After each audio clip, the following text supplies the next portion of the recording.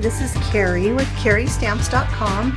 Today I want to show you how to make this slider window card. You can see when you slide the card open, a little window opens, and then you have this cute pop-up piece here. I've made several of these cards, and I'm going to show you the card that started it all. I had a customer whose daughter's getting married, and I helped her with the wedding invitations and a few other little things, and she wanted to make a unique wedding card for her daughter, and the theme of the wedding is a little untraditional, more rustic, and it's in Alaska. So her card was different than mine, but we did a little bit of a similar theme where she had a car on hers. So I just wanted to show you, this is the card that I made with her, and we found a YouTube video that was made by a lady in a foreign country. I don't know what country she was from, but their measurements for cards are bigger than our standard size card. So we made ours according to her video, but they don't fit in our standard envelope. So I wanted to make one resized so they did fit in our standard size envelopes. But you can see the principle is the same. It has a slider that opens and closes just like this one I made here. We had to cut this with a paper cutter, and that was really tricky trying to get the edges aligned. So I wanted to be able to use our dies to cut the opening. So I fiddled around and played with it, and I came up with this card, and I thought, okay, I'm going to make this the 5.5 by 4 1/4, so it'll fit into a regular sized envelope. Well, I didn't account for this piece right here, how it sticks up from the top of the card, about 1/2 inch. So I played with it some more, and I made this card. Just a little bit different from that one, making the base of the card 1/2 inch smaller to account for the slider piece that sticks out the top and the cute little doodad you want to put there. So, and the other thing I love about these cards is these little stand-up elements. So when you open it, you've got this cute business here sticking up. So these are with the Pop of Paradise set, and these are all ready to be mailed out to people now that I have shown them to you on the video. So I'll have some pictures of those for you too.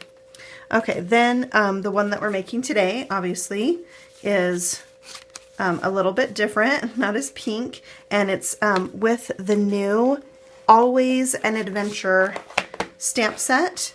Look how cute those images are.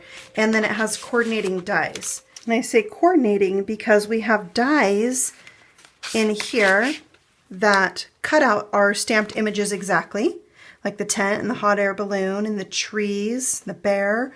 But then we also have dies that cut out shapes that go with, like the mountains and the trees. So we're going to use some of those today. I love that we have options like that. To start our card, we're going to start with the cover, the front of the card. So I have a piece of cardstock here that's 5 inches by 4 1/4. And then for this piece, instead of using designer paper, I've used some stamped cardstock, and that I've stamped with the hardwood background. It's early espresso paper and early espresso ink. And then I've also pre-stamped my sentiment on there. And I found it's easiest to go ahead and adhere these strips and then cut out the window. And so I'm going to tell you the exact size of the strips. The top one is 1/2 inch by 2 7/8. The side pieces, these two, are 1/2 inch by 3 3/8. And the bottom one is 4 inches by 1 1/4 inch. So go ahead and adhere those, and then you've got this opening.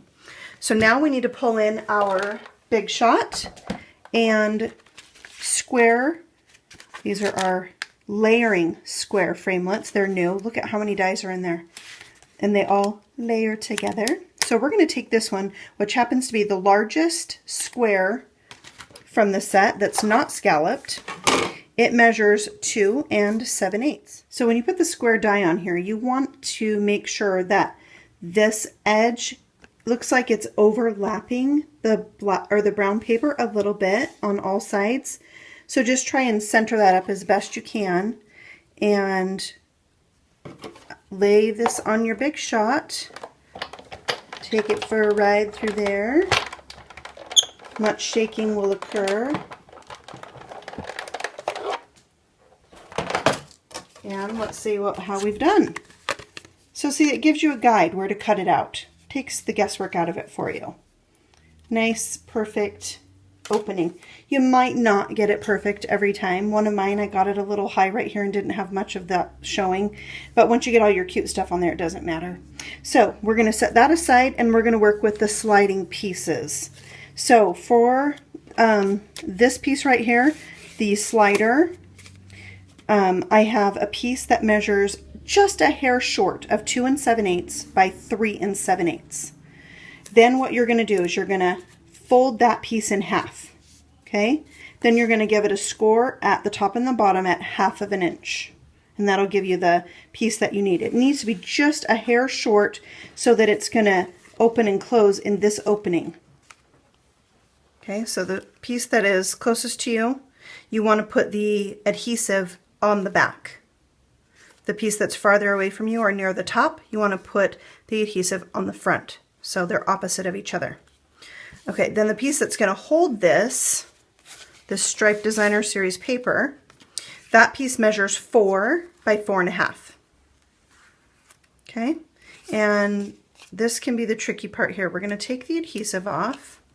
And you can see I already pre-stamped mine with stars because I wanted it to be dry. White ink takes a little bit of time to dry, so I pre-stamped that. So you're going to adhere this so it has approximately the same amount on either side. You could measure it out if you felt so inclined to do that. Okay, so this is the start of our sliding mechanism here. Now this gets adhered to this piece. So we'll take the adhesive off here. This is tear and tape, and you're going to put your blue piece, the slider piece, into your window and line the top of that window up and press that down, and then this should make it slide. Okay, we'll have another piece to put on that'll help it go smoother, but there you have it. Okay, so the back piece, it covers all this up. So the back piece measures 5.5 by 5 1/4. And on the 5 1/4 side, you're going to measure 1/2 inch on each side and score. And then on the 5.5 side, you're going to measure 1/2 inch up and score. So 1/2 inch on 3 sides. Okay, then you're just going to snip away the corners. And here's a trick. Pretend the corners are still there. You could just snip across there instead of trying to snip 2 times. And then you just want to make sure that those, when they're folded in, don't overlap.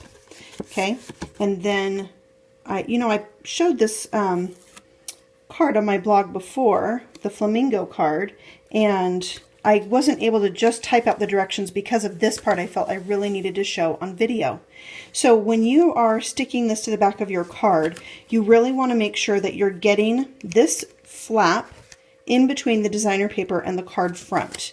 So it has to go in between there because this piece is like a pocket that holds that sliding mechanism.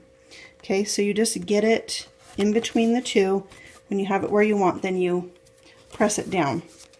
Then you need to repeat that on the opposite side, remembering that we're going in between the card. Okay, see how this is in here? All right, so you can see how this is all sealed up. The Designer Series paper is like in the pocket. And then we just need to close up this bottom flap, which is just a matter of squeezing it open, tucking it in there, and the bottom, you don't have to worry about getting the Designer Series paper in there. Got a little thing there. Because it's short enough, it will not get caught up in that adhesive. So now you can see we have the working mechanisms here, and you just want to make sure this is going to stand up, so you might have to gently play with it. And there you go. Now we're going to make it cute.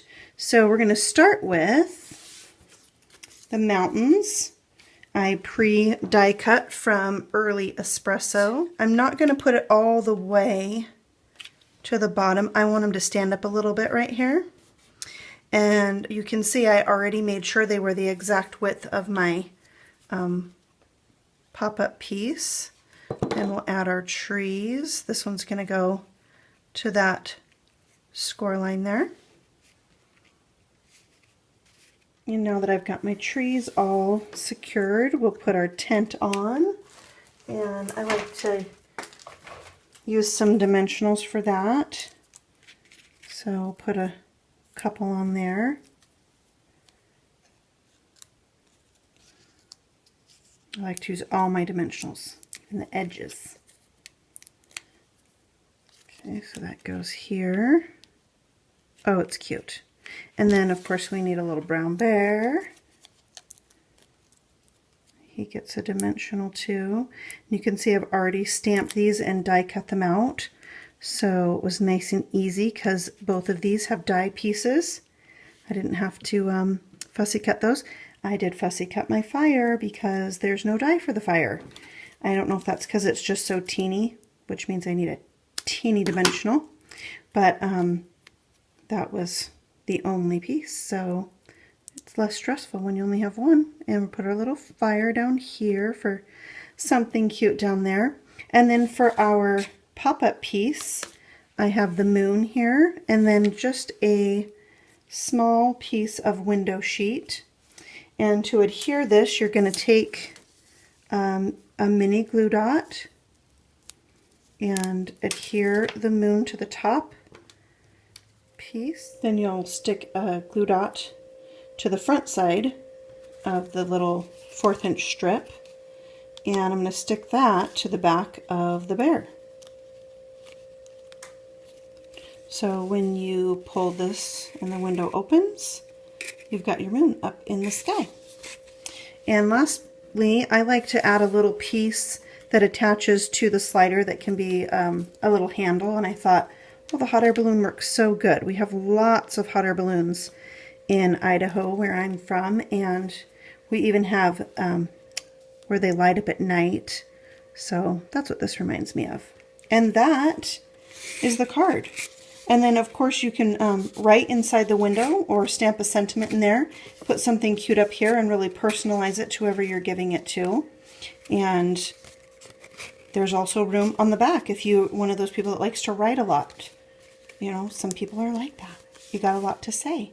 So those are my slider window cards, and I will have pictures of all these for you to check out. And if you need any of the supplies to make these, you can find me on my blog, carriestamps.com. There's a link to my online store. And just let me know if you have any questions. Thank you so much.